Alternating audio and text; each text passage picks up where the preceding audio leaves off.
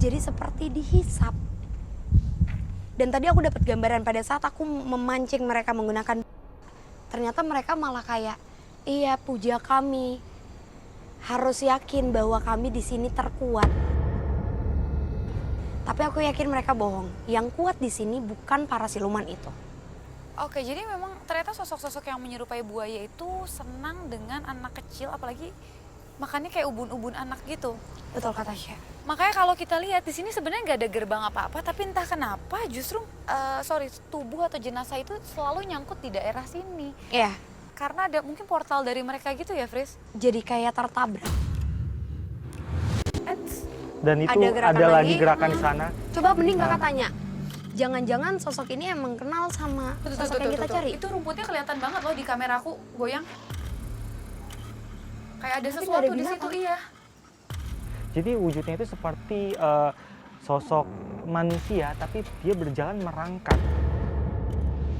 Dia naik ke atas antara rumput-rumput ini. Bentuknya berubah gitu. Yang biasanya lebih banyak buaya. Oke, lalu gimana dengan buaya putih yang sering dilihat masyarakat? Atau itu cuman halusinasi, atau cuman dongeng atau tahayul, atau memang ada sosok buaya putih itu sendiri? Saya lihat memang ada. Uji mitos kali ini tentang keberadaan sosok jelmaan buaya putih memang benar adanya. Dikarenakan terdapat sebuah kerajaan ajaib di bawah jembatan Panus ini. Di sini tempatnya siluman buaya putih.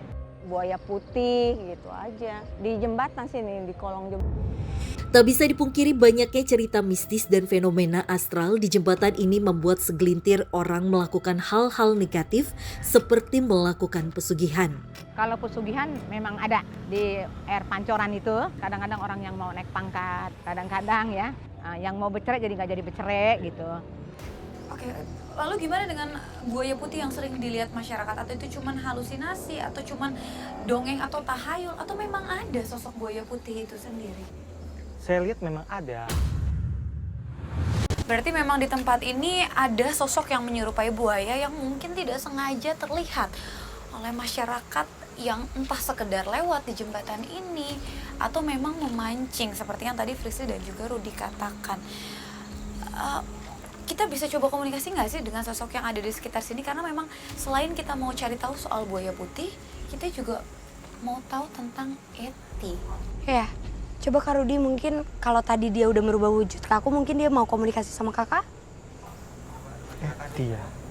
Kami pun mencoba berkomunikasi kembali dengan sosok Eti, namun tiba-tiba Rudy mendapatkan sinyal tentang keberadaan sosok Eti. Saya sedikit dapat sinyal, dia nggak berada di sini, tapi rasanya seperti ada di sana, di sebelah sana. Itu, Di mana? pohon-pohon bambu. Ada satu makhluk, ya kan? Makhluk yang bentuknya seperti buaya itu ada di ujung sana. Ketika kita ngomongin soal Eti, buaya itu menghadap ke arah sana. Jadi saya punya feeling dia ada di sebelah sana. Yuk, Kita kalau coba gitu kesana. kita coba untuk mendekat aja Kak Rudy. Iya. Tidak hanya itu, mitos tentang keberadaan sosok wanita berbaju merah yang merupakan arwah korban kecelakaan pun kerap dikaitkan dengan kejadian-kejadian di tempat ini. Menurut pengalaman saya yang pernah saya dengar di sini banyak penampakan diri, yaitu yang dibilang selendang merah itu. Lantas, apakah sosok tersebut adalah sosok Eti yang kami cari? Sebentar. Kalau ngeliat apa? Tadi ada seperti perempuan itu memanggil-manggil, dia suaranya lirih. Jangan-jangan itu sosok yang kita cari, Eti atau Mira mungkin. Karena memang katanya dia aktif, tapi justru yang aku bingung selama penelusuran kita malah sosok itu belum memunculkan wujudnya. Iya. Ruth? Kenapa Ruth? Hati-hati Ruth. Kak Rudy. Itu di sana. Rudy. Tiba-tiba kami dikejutkan dengan adanya sosok astral yang melintas. Tak ingin lepas dari sosok tersebut, kami pun mengejarnya dan menggiring kami ke sebuah pohon bambu besar. Dia hilang. Tadi saya lihat di sini.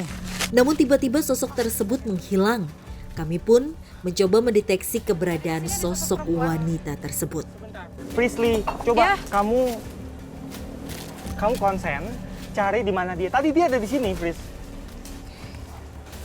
Kenapa Chris kamu nunjuk ke sana kenapa? Bambu. Belakang bambu. Tak selang beberapa lama sosok tersebut muncul kembali tepat di belakang pohon bambu. Ini bambunya juga udah aneh ya secara Iya. visual. Dia miring. Lihat deh.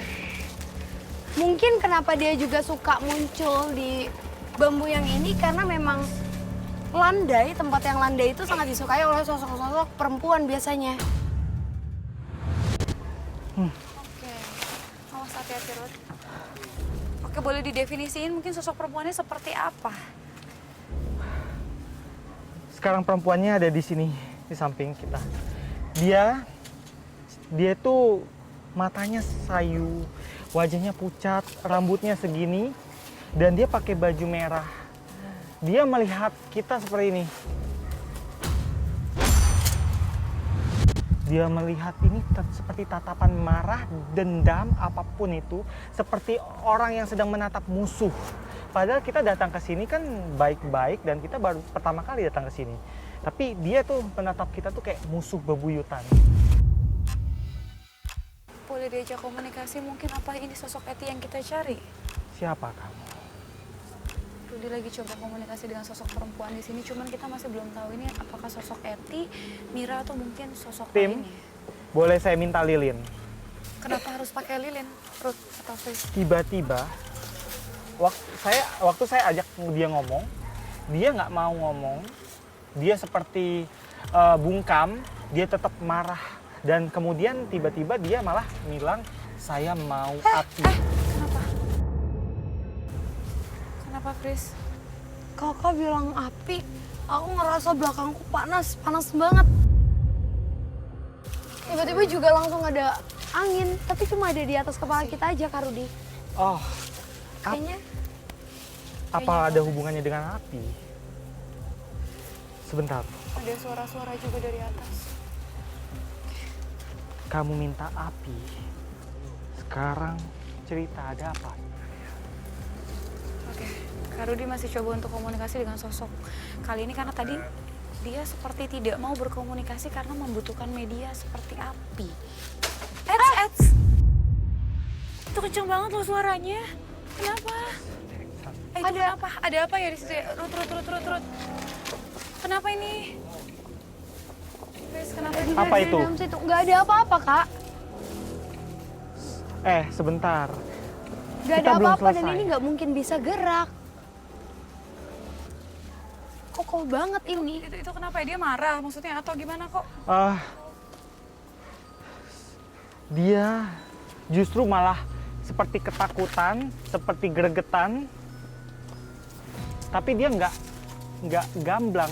Ada apa ini sebentar? Ini kamu minta api, ini sudah saya kasih.